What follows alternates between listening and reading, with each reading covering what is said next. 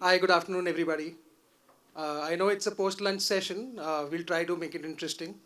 A session on culture marketing, a session on creators economy and culture economy. And we have legacy brands, we have new age brands, new age platforms, a creator, and the session chair as a digital agency marketing partner. I'm sure it's going to be an interesting one. So just keep uh, awake for a little bit, keep up for a little bit, and we'll make sure it's an interesting one. So, creators, collaborations, community, I guess very familiar, all of us, with the words that I just used and the topic of our conversation today. And talking about culture marketing, I just wanted to understand, as I said, there are legacy brands, there are new age brands and platforms and a creator. How important is it to go beyond just product today, given that we have such diverse audiences, given that our audience is consuming content on different platforms? How important is it? And I guess we'll start with Ullas. Hi everyone. Uh, Lovely to be here. I think, Karan, to answer your question, I remember today morning when Mr. Dr. Batra opened the session, he mentioned about somebody in the panelist having not slept well, right? So purely from the category I am a part of, it's actually kind of straight away indicating to the fact that the tension is creeping into the culture straight away, right? So precisely that's a reason for any brand to be able to exist for decades and centuries, that it's an integral part of the culture. The challenge stays is, how does a brand identify the addressable market and the culture that it needs to be a part of? Product solves for the tension that exists, right? But till the time, um, let's see what culture is. Culture is, if I just break it down, uh, it's language, it's values, right? And it's the nuance of that region put together largely defines the culture. Now, till the time a product can exist on its own, but till the time it does not touch the three vertices of this triangle, a product will never succeed. So to me, I think it's the core. The culture is the code for a brand to exist rather than the product. Nice. I guess, guys, you please jump, like join in, chime in. Ranjani ma'am, I guess you have been a part of a legacy brand for quite some time now, and relevance in terms of creating strategies for audiences of different, so to say, behaviors, geographies, etc. How does that work for you? How does working with creators has worked for you? And I'll also add to this is that the world, while I'm not the right person to say this, but the world moving towards fitness, people wearing smartwatches, talking about VO2 max sleep, and we were having this conversation right now. How is wearing an analog watch, and how did you make it happen that it becomes culturally relevant and people are doing it all over again? So I'd love to hear your thoughts. So, a bunch of questions there. Good afternoon, everybody. I would preface with the first question you asked me. I think people have never only bought products. People have always bought stories and magic. What happens and what's happening right now that's making life for marketeers very challenging and also at the same time interesting is that people are spoiled for choices.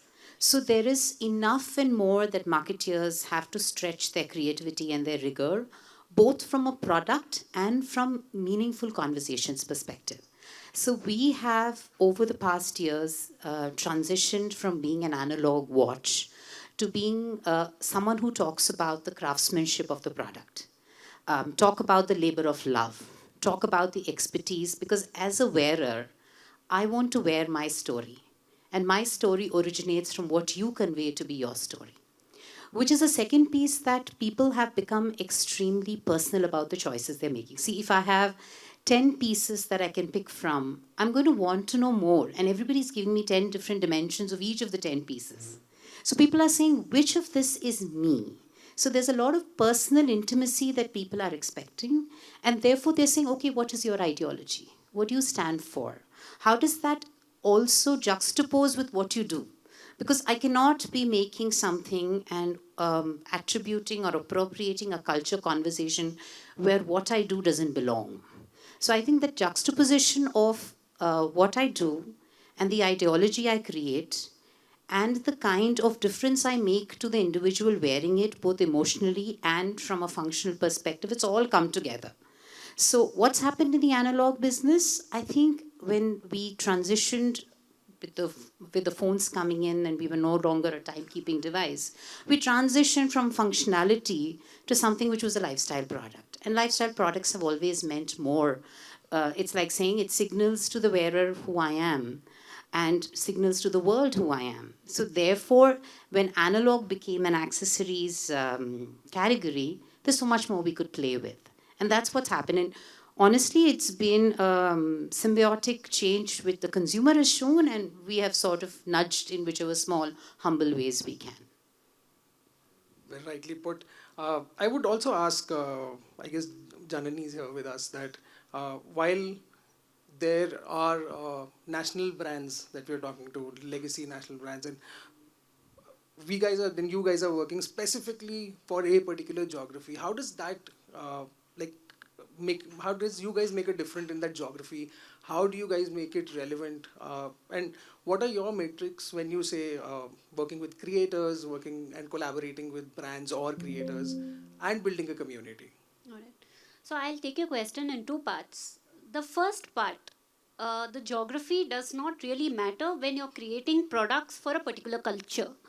The reason being, the culture can affect certain habits, right, with respect to interacting with the product, when the consumer interacts with the product. And I'll take an example here.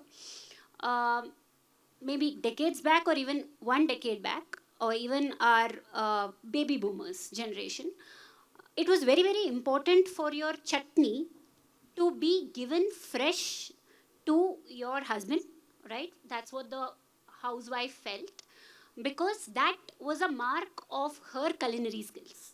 So for her, small quantity grinding was very, very important. So at that time, Preethi as a product, which is mixer grinder primarily, had a small grinding chutney jar. But now, the same woman who has evolved, and she is a working woman, wants to make sure that her chutney stays fresh for a longer time. She no longer wants small quantity grinding. So we have introduced a patented technology which is going to ensure that your chutney remains fresh for 24 hours. So this is also addressing a cultural change in what the women feels, right? Versus wanting to give fresh food. Now she wants the food to remain fresh for a longer time rather than being in the kitchen for a longer period of time. This is irrespective of where in India the woman is. But when it comes to a cultural context, and the same chutney needs to be spoken from a hyper-local manner, when we introduced this patented food sense technology, we knew that we needed to speak about a certain type of chutney, which is the gongra chutney in AP, the takali chutney in the hyper-local areas of, or rather the upcountry areas of Tamil Nadu, which is Madurai, but a coconut chutney in Kerala and to certain castes and communities in parts of Chennai. So that's how a product which has been common has been translated into a hyper-local communication when it comes back to the particular consumer audience. No, great, and great example of how functional and cultural relevance work together, and it goes hand in hand. And categorically, when you picked up the point of hyper-local, of being relevant to an audience, going vernacular, I would open it up for Kartik to have a conversation with us, because that's, I guess, what the platform is aiming to do, creating for Bharat, going to different parts of the country. And so just want to understand your take on how brands are now collaborating at different levels with different audiences. And of course, we have national platforms, we have international platforms where people are consuming content, creating content. And how does your platform and makes it relevant for other brands as well? And what's the differentiation that it brings in? Yeah. Hello everyone, and thanks for the question, Karan. Very pertinent. So I think I'll bring a platform lens to this discussion, right? While we heard from 3 brands, and I think, and it's. I'll go back to an old adage, right? That India is not a monolith of cultures, right? India is a continent with every state, every taluk, every district having a different culture, right? And we are not building our social media platform with an American playbook saying that this is how it needs to be built.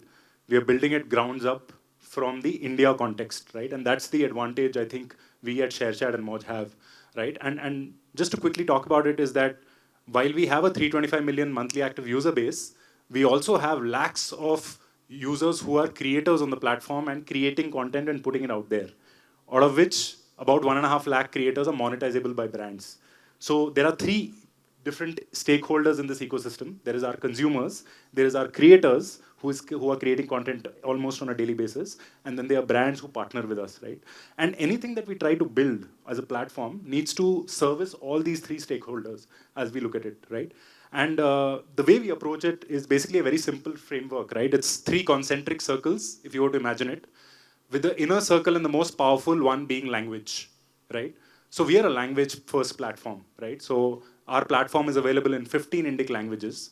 And some hard facts about languages consumption in India, right? Today, there are about 81% of people who are consuming digital videos and majority time being spent in the language of their choice. This could be Tamil, Telugu, Malayalam, your choice, right? But that's a significantly high number. So brands need to be cognizant about language sensitivity as they're approaching their prospective consumers. The second hard fact is that as you go down tiers, right? As you go away from, let's say, tier 1 to tier 2 to tier 3, people actually think that if a person is speaking in my language, if a creator is speaking in my language, he's automatically building authenticity, building trust, building a bridge between the consumer and the creator. So that's very powerful. And the third one is that if you're putting on a performance hat, right, and we compare this on the platform, right? If you compare a regional creative versus a cookie cutter, whatever you made for TVC, right, there's almost a 2x increase in CTRs. There's a 1.4x increase in VTRs, right? So even the perf metrics, to look at it, actually increase if you actually go language first, right?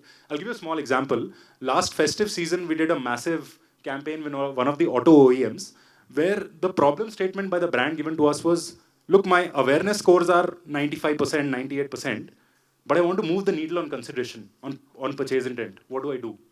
And that's where I think the creator economy, the orange economy as we call it, comes into fore, because they just don't talk about a brand and leave it there like probably a celebrity would. They actually talk about the KSPs of the product. How is it solving something in their life, right? And that really creates a strong connect to move even, mid to lower funnel kind of a score. But the central pillar for us is language. Around that pillar is what we call as culture, right? And the thing that we keep telling our brand partners is that don't translate, transcreate, which means don't just take a creative and, run it in AI and make different copies of it, but transcreate with the creator. He'll give you the cultural nuance. For example, what would a Bhojpuri audience in rural Bihar want? Or what would, let's say, somebody consuming Kongu Tamil for the Coimbatore audience, what would they want, right? So I think that's where you don't have to translate, you have to transcreate and understand the cultural nuance. And the last pillar, as we call it, is around community. A big thing for us, right, is that because we are regional first, vernacular first, culture first as a platform, we have a lot of micro peaks when you look at our daily active user base. Why? Because India doesn't just have a big Diwali or a big Dasera, right? It has a Guru Purnima, it has a Budh Purnima, it has so many micro festivals which are so relevant for creators to create content around, right? So unlike many of the other platforms that show you two big peaks for a festive, we as a platform have multiple micro peaks which kind of create a lot of relevance for brands to engage with, right? And probably I'll leave it with, probably I'll just borrow from what Marshall McLuhan says, that the medium is the message. So understand the medium in which you want to communicate and customize your message accordingly. Very nicely put. And I'll before we get to the third leg of the triangle, and when you said it's about the community, it's about the brand, and the third one is the creator who's been silent till now. We'll get to that. But one more question that I have for the brands before we get on to the creator side of the communication, and please feel free to answer any one of you, is the fact that, see, what really happens nowadays, while Kartik was telling about culture, you were talking about the fact that you transcreate for the region, the language, and sometimes what happens is that conversations get reduced to topicalities. Like, we start a conversation, we are a part of trend jacking, we want to be the thumb stoppers. But do you really feel that in the long run, doing these or having these smaller victories really work for the brand? or does a larger perspective work better?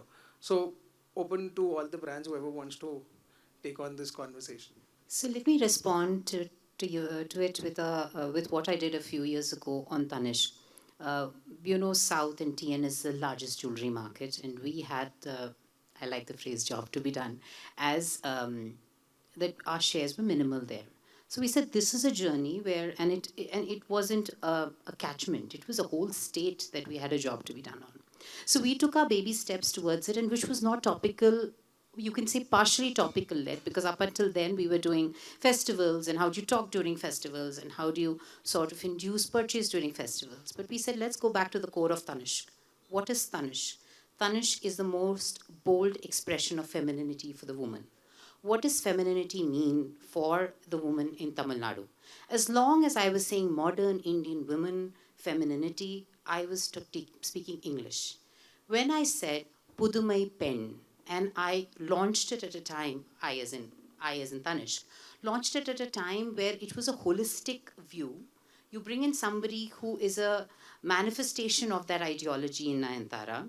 You create conversation where you celebrate women who have made the difference in their space and they speak the language. Like we had a Silambam artist. If you looked at the national view, you would never take a Silambam artist to be able to be your spokesperson.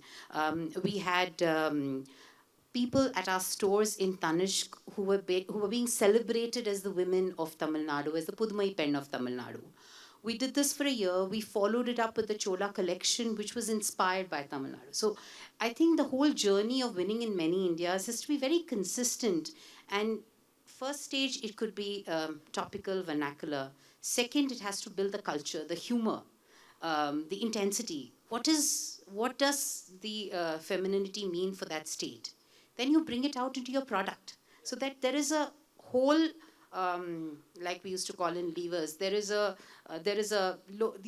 With every pearl you string a really beautiful necklace, right? So I think for any brand, legacy or new age, it is very critical to get into the depth of a culture. Otherwise, there are so many people just celebrating festivals. And just because I say Diwali offer or I say Aadi offer, people are not going to walk in. I need to be able to talk to them in a way which is speaking to their mindset. And it has to be core to the brand. So if I am all about femininity, I will talk Pudumai Pen. But if I am all about something else, then that needs to be garbed in the cultural language. Let me add to what ma'am said, and Ranjani said, and let me give you a context of the two brands in our portfolio. We have Duroflex and the other brand is Sleepyhead. They speak to very different consumer cohorts. One speaks to a mature consumer, and Sleepyhead speaks to somebody who's almost a first jobber, first time getting into a house, setting up a 1 BHK. Now, the way we follow this philosophy, exactly what you said is, we call this bold on brand. It's got to be bold when you pick it up, but it's got to deliver on the promise of the brand, the ethos of the brand. If it doesn't, then don't do it. So how does it manifest? I'll just try to give you two examples in the same category of recliners. So Duroflex, Sleepyhead, both sell recliners. So let's talk about Sleepyhead first. Topicality. So this is when the last season of Squid Games came out, right? Now that's topical. That's core to the core consumer of Sleepyhead. Challenge on the brand is I'm launching 7 stores in Bangalore in a month. Challenge on the brand is I have a healthy bottom line and I have X amount of monies to kind of announce the launch of stores, drive footfalls, run the flywheel on the brand. So what we did is we went back to see the core consumers who, and Arsh and I, we were talking about is, think about a 25-year-old, loves to chill, loves to laze around, loves to relax, wants to play video games, wants to watch OTT, wants to read on the phone, but everything's sitting. So what sits there better than sitting? Replace a chair or a sofa with a recliner. Now, if it's true to my brand, it's on the topicality. What do? Get the other 3 trifecta we spoke about, the collabs, the influencers and the culture together. We launched a IP called Sit Games, right? So there was Squid Games running then. We launched Sit Games, and all it did is went out to figure out potential consumers in the market who could be sleepyhead consumers in the future. And all we did is invited them to come to our stores, sit on a recliner for 8 hours without getting up. And if they do that, they get the recliner or get a lack off. What this did for me, while it was topical, usually in retail, the store footfalls would mature in about 2.5 quarters is where it takes to mature the footfalls of people coming into the stores. For us, it happened in 3 months, right? What it did is, for me, as a flywheel in Bangalore, it shrunk the cycle down by half, right? So that's one side of how topicality plays. The other side of the same kind of product but a different brand was Duroflex. Mother's Day happened to just go by, and similar Father's Day. Think about it, a 35-year-old mother, young mother, she's having restless nights taking care of the kid. That's largely the young mother's context. Same is the young father's context, right? As a startup individual, for you, after having slogged 12 hours, when you come back, you of course support your partner. In all of this, the least the other partner can do is ensure that when you are sitting, you get the right comfort going in. That's the role what the brand can propose to play, right? Here is where you start marrying topicality of Mother's Day, Father's Day, the truth to the consumer that they're struggling in taking care some part of their life. That's the tension moment. And you just present it to the consumers to figure out if that's the solution they're looking for. So, topicality, I think, gives the fuel to the brands, but it's got to be bold on the brand. Nice, very well said. And I like how you've made us all participate in Sit Games right here. I made a good sales pitch. Yeah, I didn't want to say that, but yeah, perfectly put. So we've spoken about the brand, we've spoken about the platform. Generally, this is not the case, but the creator has been silent for a while right now. So over to you. Let's understand from you that what do you look at when you're talking about an integration with a brand, or if you have to take their message out to the audiences, how much freedom do you get? How much technical can you get? Since you represent the AI and tech side of creators, would love to understand a little bit more from you on this side. So I think we all have heard about all of these brand managers talking about story, right? Story in the product rather than a product. It's more about how you position it in terms of a story. So I think creators are the ones who can align that story and can connect with the kind of audiences that they are looking out at. And when it comes to the kind of brands that we would love to work with, so the market is it has evolved over time. Like in the past 4 or 5 years after COVID, the entire creator economy boomed, and we have been seeing multiple shifts. Like somebody saying the creator economy is booming, somebody saying it's not working out, but everyone has been experimenting at some point of time, be it a brand similar to a D2C brand or a tech brand or an AI company. But at the core, everyone has been experimenting, and it has been working at some point of time here and there for anyone and everyone. When it comes to me, right, when a brand comes to me, so the first thing that I would look out for a brand to be is, if at all, if that brand, I have used it in my life, it would be very convenient for me to pitch that brand. Maybe I'll exemplify it after this.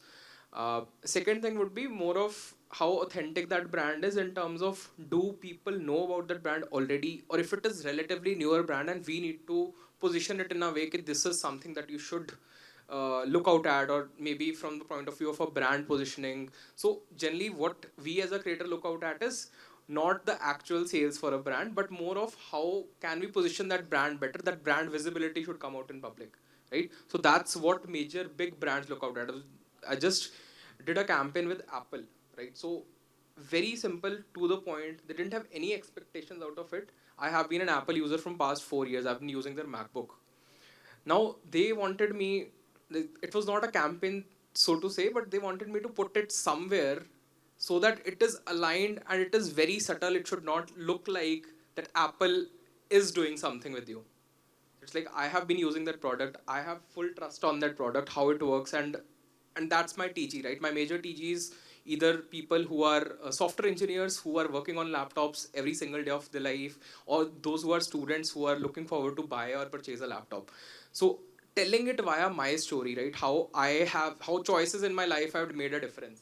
So be it choosing engineering, or be it choosing a specific course or a specific degree or a specific, let's say, a device to work upon. So how that has brought, like, given me more comfortability or the level of efficiency. So I think that kind of creative freedom when you get from the brand, I can put my message better in front of the audiences, and I think that is the content that would get you good numbers.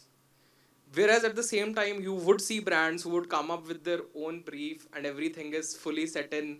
These are the things that you need to put it in your brand. There should be a logo at the top of the content that you make. These are the words that should come in your script. You should speak about the brand after every 2 seconds. So that's the kind of micromanagement sometimes happens. So we as creators know that this is the content that is not going to work. Even if we try to convey to the brand at some point of time, there are chances that we might not be able to align it perfectly well. So it's more than, like, we know our art better, right? So we know what would get more clicks, what would get more likes, what would get more numbers. So rather than, so brand can give the totality of the brand is they can give a brief. Let me decide what would work for you, and then we can come on to a common conclusion. It should not be put on to a creator like me or anyone that this is something that needs to be spoken, or this should be the brand positioning. So that is something I feel like would not be mutually beneficial, not neither the brand nor myself. So maybe a common So I think you make a very interesting point. We were having this discussion in office yesterday. What is the difference between ambassadors and evangelists? Yeah. So you are an evangelist, and a brand would be happy to sort of, I use the word offload very loosely. Think, I trust you, and I offload that burden that the output is going to be what is right for my consumer. Yeah. And that usually comes when you build a community of evangelists versus what they call as friends of brands or ambassadors, Yeah. where it's a commercial transaction. Whereas here, there is a bit of mind, heart, and the currency involved as well. Yeah, very true. I totally align to it. So we have been seeing there was a lot of money being put in brand ambassadors, so to say, a lot of Bollywood celebrities, and now we have seen a lot of shift for that money being put into multiple creators at the same point of time. Even those creators are at some point of time representing the brand in form of like as a brand ambassador itself, right? So that's how the shift that we have been seeing, and I feel like there is a line between evangelism and, yeah, we need both at the same point of time, right? So brand ambassadors would have their own positioning. Evangelists who can connect with the audience at the ground level would have that kind of authenticity. So I think balance between both of them would be good for any brand like hers. In fact, I think one of the biggest reasons we go to creators is to get that credibility. Yeah. So when the brands start micromanaging and start giving the brand guidelines to a ditto, then that credibility gets lost. So that's where I guess the situation becomes that you start lending yourself to the authentic storytelling of the creator, for which the brands should ideally choose the creators correctly in the first place. If they already do not have a voice which is resonating with the brand, then why choose them in the first place? Don't choose them for their reach or choose them for their likes, engagement, etc., but choose them ideally for the voice and how the voice synchronizes with what the brand wants to convey. I think once that happens, the micromanagement reduces, Very authenticity increases. Very true. But I'll add to this one interesting point that you're saying, that it's about the authenticity, it's about the resonance with the brand. But don't you think when you're sitting, and I come from an agency background, so I can vouch for this conversation, that once we're doing a final shortlist, when we're sitting across the table, numbers and matrices also matter. So what's your take? Like, I would want to understand from a brand's perspective, what's the right mix for a brand right here? Because we also keep battling between the right numbers and the right resonance or brand resonance. And of course, it takes a while when we reach the sweet spot. But what are the other matrices that everybody looks out for here? From an objective point of view, I think whether you're looking at a creator from across the funnel, having them to serve both awareness as well as the endpoint, which is the conversion, or are we looking only primarily to increase consideration and interest, which is primarily middle funnel? I think that's where the question starts from. And then once the brand gets clear about that, the choice of the consumer becomes really easy. For instance, if you're primarily looking at middle funnel, more than the reach, the engagement rate, irrespective of the reach that you go to, you could be a nano influencer, you could be a macro influencer, then your reach automatically differs. But if your engagement rate is about 20%, and I'm giving a random number here, it differs from different categories point of view, but for a category like mine, which is a considered purchase and where the pre-purchase period is quite some time in terms of thinking about which brand to purchase, I want a ER or an engagement rate of at least greater than 20% irrespective of the reach. So I can go as hyper-local as a Madurai influencer influencing the catchment area around a particular retail store, but I want him to have a lot of likes, shares, interaction which are brand-led and product-led rather than being very, very generic. I'll just be the real banya I am and kind of put it out for context. See, what is happening is for marketeers, the job is not left so easy out anymore. While you want a ambassador who builds the ethos of the brand, the aura of the brand, the stature of the brand, the influencers, whatever stature are they bring in the engagement, the consideration of the product. Now, it would have been great had the cost of acquiring an influencer or an ambassador been growing, and I'm saying the real cost at a Hindu growth rate. It doesn't happen, right? So the cost which a brand has to bear now in this economy today is equally split of having an ambassador and having influencers. But the so-called advertising to sales ratio largely remains the same, right? Which means the decision of having an ambassador or having 500 influencer to support the brand is only becoming tougher because your kitty to spend that out remains the same, largely speaking. And therefore, the choice for a brand marketer becomes even more difficult. Now, as far as how do you measure it, yes, there are a lot of matrices to see whether a middle or a bottom funnel works for you. But largely, if you ask me, the impact is for a retailer whether the footfalls have happened, whether the website visits have happened, right? If it has happened, your business taken off, then the influencers worked. It's great to see that your engagement, searches, positive conversations are going up, but they will be of no use till the time the ticker on the number of products you've sold has not gone up.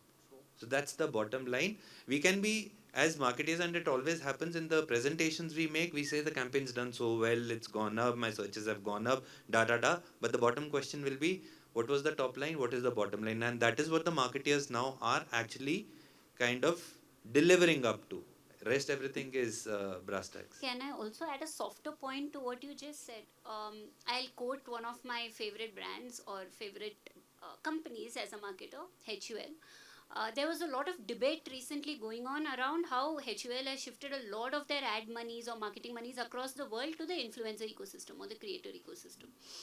Now, for HUL to do that, when their clear brand tonality, their positioning, and all the general marketing structures that we talk about, right, the prism, the personality, etc., is very well established.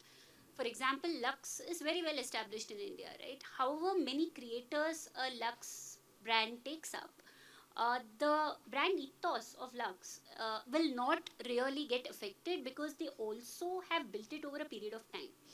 But if I take my brand, for example, Preethi, if I completely leave it up to creators to build the brand, I might not be able to do justice to what ideally the brand should stand for. And I think, therefore, that stage your brand is in or your product is in also matters, along with all the financial metrics that you spoke about, which are equally important. No, absolutely. I agree with that. It's on the life cycle of the brand. But having 1,200 influencers what HUL can afford, right? And I'm coming on to that, they can do it. Yeah. It's a parallel economy which on the stature of the brand can be afforded. But again, not all brands are billion-dollar brands. So it depends. Choices have to be made. I think that is why marketeers are there. They have to make choices which are relevant. Smart choices. I'll just add to what Ullas and Janani just said, and I think increasingly on the platform we are seeing brands do this, right? That look, budget is finite, right? Like, and it's very hard being a marketer today, right? Let's be honest. It's you have to deliver on your brand KPIs and end funnel and sales and all of that, right? So it's not an easy job. But today, let's say whatever be your budget, right? There's a kitty. Increasingly, we are seeing on the platform brands tell us that, hey, I want a mix of mega, micro, nano, and macro creators. And this is the distribution that I want because look, your best creative could end up coming from a micro creator. And he might end up giving you the best engagement rate. But he's a micro creator. So if you have made your judgment just basis followers he have, then he's or not in your mix, right? So the best thing that brands are doing today is understanding that, hey, I need to mix it between the various stratas of influencers because everybody has a followership, but probably the micro influencers and the nano influencers are speaking exactly what that cohort wants to consume. So kind of hedging your risks, if I would call it, brands are also trying to mix it up between multiple stages of influencers as they go about planning campaigns. No, I totally get it, and I was about to ask this question to you that hardcore numbers, matrices, multiple objectives, we're just speaking that softer, so to say, resonance with creators. What is the platform's plight? Yeah? Because the number of creators will remain the same. They won't change. Yeah, no, like he rightly said, right? I think today everybody wants to be a creator, or everybody has dabbled their hand at being a creator, right? Maybe some of us would have done it just on WhatsApp with our family groups and friends, but many of us perhaps would have done it on Instagram or whatever, right? Like probably I would like to assume tier 2, tier 3 would have done it on Moj and ShareChat, right? But I believe that because the newer generation that's coming in wants to express, wants to create content, they're more out there and willing to express themselves. And the best part is that as you look at some of at least ShareChat and Moj's ecosystems, right? It's not a very judgmental space, right? People are okay if the quality, like for example, it's not like quality of production needs to be here. Hey, if my user is able to connect with me, then literally kya farak padta hai, right? That's really what they're saying, right? So I don't think we are seeing, technically we will not see the creators, at least number of creators coming in decline. What we'll have to see is how can creators, some who are macro, some who are micro, break out to become, let's say, mega creators or some of the big creators. I think passing that chasm, if you speak, is going to be a little hard one. But I fully agree with you, right? Like balancing out metrics for marketers today is very hard. And the way at least we work with brands is to say that, look, there are inputs, there are outputs, and there are outcomes. Right? And they're all at different stages, right? Like inputs is your selection of creators, etc., etc. Outputs is your metrics, like whatever engagement rate and view-through rate. But your outcomes will be more long-standing if you're more engaged, if you're doing this continuously, and like she said, right, if you're stringing it in a pearl of continuous activities that you're doing to engage the audience. And then there are outbursts. Just to add to what Kartik is saying, I think somewhere there's also a midpoint or a hybrid, and that's what we've been thinking about. Can brands create IPs that allow creators to come in? So that you are able to create a platform of moderation or platform of ideology, but you're leaving it open for people to manifest that ideology in their expressions. Yeah. And if you work with people over a tenure, they understand you better when I say, the whole creator community. The other is also a little bit of an expansive view of creator organizations like we see. For us, it's just not fashion and lifestyle influencers. They are watch enthusiasts. They are watch connoisseurs. They are our own consumers. We've done a lot of work with our consumers where we've brought our consumers in and they've become the face of the brand. Very much like you said, there is a creator in each one of us. There is the entire franchisee trade community of ours or the ecosystem of ours who are also voices of the brand to the consumer. Like on Sonata, we re-engineered the product and we made the multi-brand retail owners to talk about it. And there's nothing more authentic than someone who says, I'm prepared to put, as you said, my money on the table on this brand. So from a business mindset, that's the biggest endorsement you can get. It's also about how open we are to the community. Like on Titan, we did 3 workshops with the watch connoisseur community where we opened ourselves to criticism. We said, this is our NP, new products that are coming. You guys tell us, does it excite you? So it's also building a relationship with that ecosystem and almost bringing them into your fold so that it's not about I gave a brief, how prescriptive I was in the brief. You know me from get-go because we've had history. So, you know, so that I think some of those pieces of IP creation, expansion of the idea of who we see as influencers could be some of the learnings that we are seeing, and it's really helping us. Yeah, I would like to add, matlab, she told about IPs, right? A lot of brands have been doing it, and from a sense of a longer term of a vision, right, with a brand as well as a creator. So I would also want somebody to work with me for a longer period of time, and I would be able to understand that brand better, and I would know if this didn't work out this time, what can be done better, and how can that brand be put into my positioning, rather than just a one-off transaction or something of that sort. So a lot of these tech companies, I represent a lot of tech brands, so they have been doing a lot of rather than just going and selling, let's say, a phone or a laptop, a Samsung or a Dell would want me to go and educate people about AI in their stores, right? So this is an IP.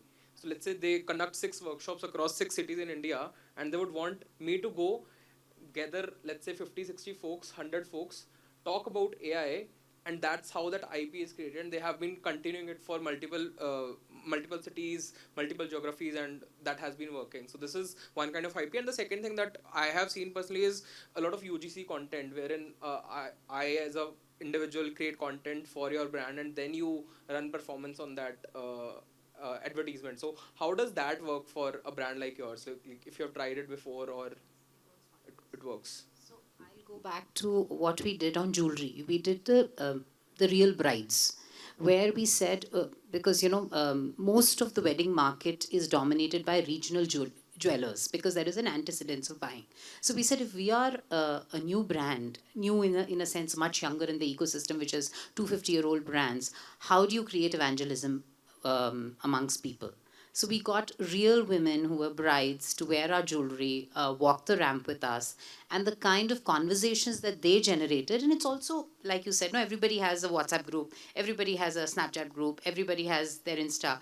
The ripples that you create really creates a wave then for the brand. Yeah. Of course, you have to be mindful of the aesthetics. If you're a lifestyle brand, you have to give some guardrails of aesthetics. And in some cases, I think production quality also matters. But I think even the influencer community gets it completely. On evangelism, I'd like to add a point. Preethi's tagline was always something that was around endorsement. It said, Preethi Ki Na Guarantee, which is a Tamil tagline. It generally means that I endorse Preethi, right? So all the advertising that was created was about the protagonist in the ad endorsing Preethi. So last year we decided, why should it just be an ad, right? We really have almost 50 lakh households which have Preethi. Preethi is the #1 mixer grinder, right? And one of our flagship got into 20 lakh households last year. So we got Zodiac, it's called Preethi Zodiac. We got these stories from people who bought Preethi Zodiac, and we took their photographs and pasted it on our packaging, so that it was not Preethi Ki Na Guarantee by some ad protagonist, it was the real consumers testifying it. So we also started this journey, but it's certainly something which is very, very difficult to continue, right, and sustain. And I think that's where the financial metrics, and that's where the budget, all of that starts becoming critical. When do you understand that this kind of testimonial is what gives you the maximum returns, and how do you inculcate a creator economy along with your own consumers? How do you make your consumers creators? I think that's what Preethi is also attempting to do. We are not there yet, but we have certainly started the journey. Great. I guess we have a timer. The time's up. It says big and bold. This is like this can go on for quite a bit more, but I guess I will open it to questions from the audience. If anybody has any questions, can ask the panel members.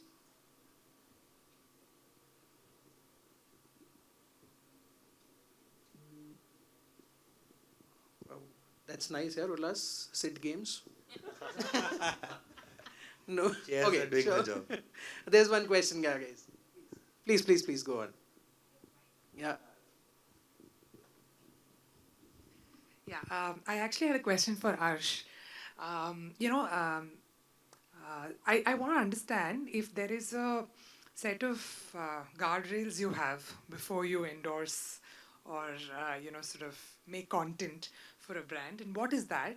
And what is, you touched upon some of the points on ideally how you would like to engage with the brand, but I just want to understand from a creative perspective, how is it that you sort of decide on which ones you want to engage with.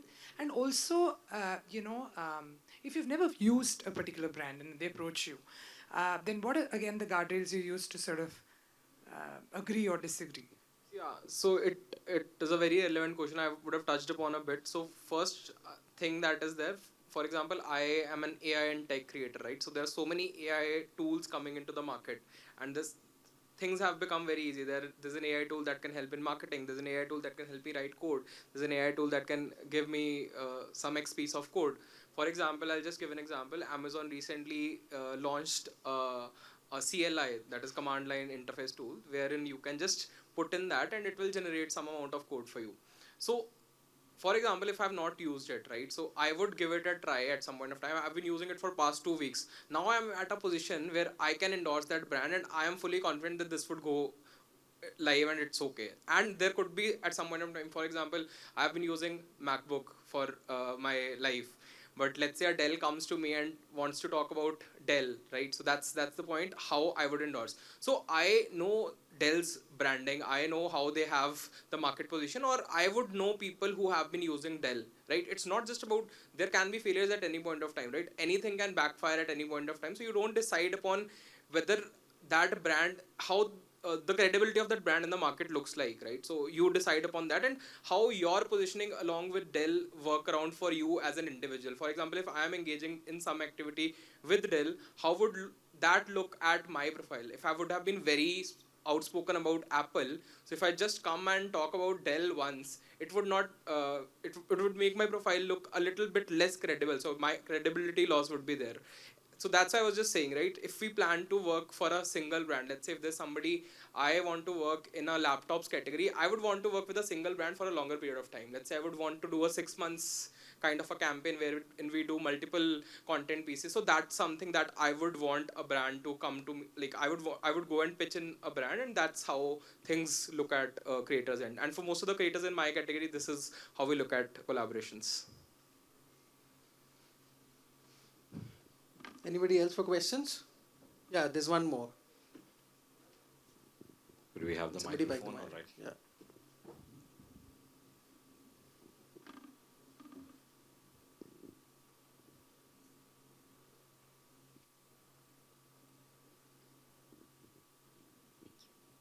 Hi, I'm Devanshi and I'm from MyGate. So my question is directed to Janani. So you mentioned about the fact that how there's a cultural change for women and how they prepare food for their husbands and everything. How would you sort of tackle your NPDs in such a way, considering that there is so much cultural shift in the way that their social lives are also changing, and considering the kind of lifestyle that they're living right now and how they used to live earlier? So the way we tackle NPD is to make sure that the consumer insight that we get from all our ethnographic studies or all the immersions that we do, those are insights which cut through. So we look at the 3 R's, if I may say, whether it's a real insight, whether it's a relevant insight, and whether it's something that we can relate to in terms of brand, right? Relevant to the consumer and relate to in terms of the brand ethos, brand positioning, etc. And then automatically we would get to size the audience who would relate to it. And if it's a insight that we feel will travel across, right, across audiences and across the passage of time, then it's something that will surely get into our NPD. Now, as opposed to FMCG, where NPD is a lot of varianting, in FMCD, in consumer durables like kitchen appliances, the NPD takes time, right? And you have to ensure quality, you have to ensure consistency, and you have to ensure a great service quality. And Preethi is known for its service quality. It's one of the brands which have the maximum service centers, the maximum quality checks, etc. So we ensure that any NPD therefore cracks all of these, or rather tick marks all of these points that I said, and then only it gets even into the innovation stage. Thank you guys, thank you for your questions. So we'll just quickly conclude it by saying this, that at the end of the day, in the cultural economy, as we say, legacy brands, new age brands, platforms, creators and agency professionals are working hand in hand, trying to build brands, IPs, collaborations for a longer run and not treating it as a 100-meter dash but as a marathon. So yeah, that would be it from our side, and thank you everybody for your Thank you. thoughts. Thanks, Thank you. everyone. Thank you, Karan.